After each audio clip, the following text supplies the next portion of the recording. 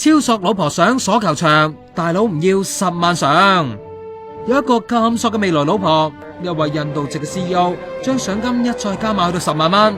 前晚仲親自去到深水埗賭場揾部唔見咗個 notebook 添。Hi， 你好。Do you sell you have Sony laptop? Oh, no Sony. No Sony. 好在皇天不負有心人 ，CEO 去完賭場揾冇耐，上個星期一車過去尖沙咀嘅司機大佬終於打嚟啦。佢話將袋黑色嘅行李鎖住喺旺角一個球場嘅儲物架度，仲講埋個密碼俾 CEO 聽添。呢幾日嚟超過20萬嘅廣告費，終於冇白費啦。四肥 notebook 度嘅未婚妻合照全部都仲喺度。Oh, I'm really happy.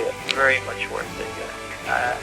But I did not tell her how much I spent. I'll tell her one day when she gets mad at me, then I'll tell her. 查實 CEO 慳翻好多噶啦，事關個的士大佬怕麻煩唔露面，放棄10萬蚊賞金，又係嘅。佢話唔喺香港2日，又冇開車尾箱睇，直至有聽到電台廣播至發現個袋。